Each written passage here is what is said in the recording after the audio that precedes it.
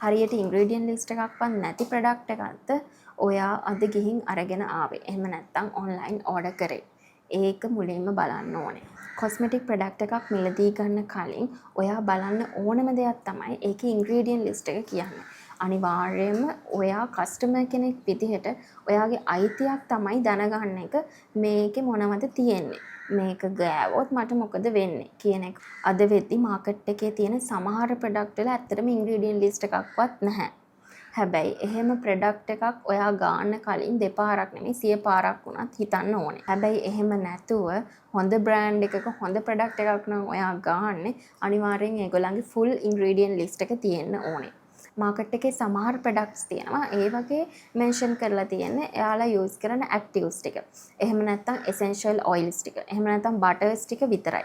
ඒ කියන්නේ උදාහරණයක් විදිහට ගත්තොත් එයාලා නියසිනමයිඩ් යූස් කරනවා නම් නියසිනමයිඩ්. ඊට පස්සේ ඇල්ෆා බියෝටින් නම් ඒක.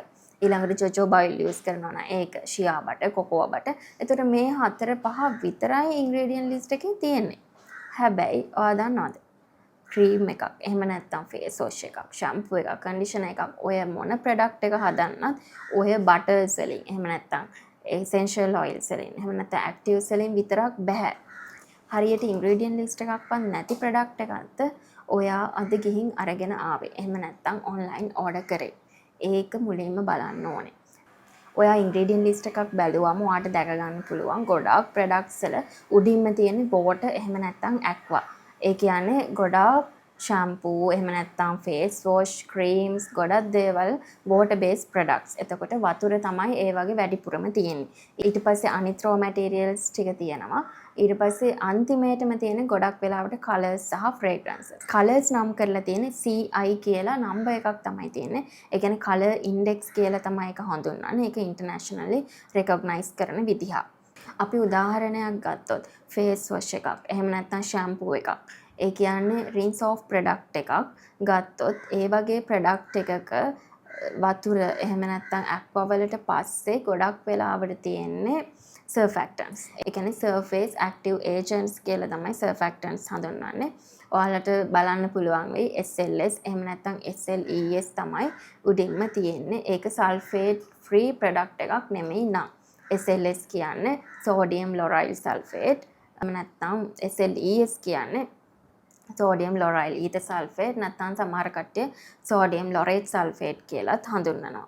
මේ විදිහට හරියට ඉන්ග්‍රීඩියන්ට් ලිස්ට් එකක් ඔයාට කියවන්න පුළුවන් නම් ඔයා දන්නවා මේ ප්‍රොඩක්ට් එක මොනවාගෙන්ද හදලා තියෙන්නේ. මේ ප්‍රොඩක්ට් එක ගෑවොත් මට වැඩක් වෙයිද?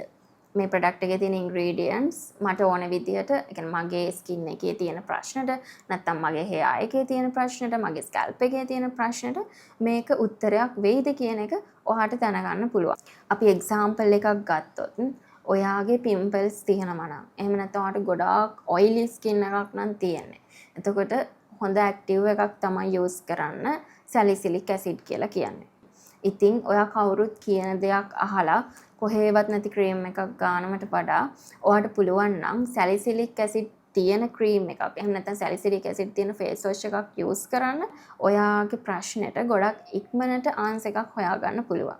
ඉතින් මේ වගේ ගොඩක් දේවල් තියෙනවා අර පොඩි ඉන්ග්‍රීඩියන්ට් ලිස්ට් එක ගැන ඔයා කන්සර්න් වෙලා ඒක ගැන හොයලා ඊට පස්සේ ප්‍රොඩක්ට් එකක් ගන්න එකේ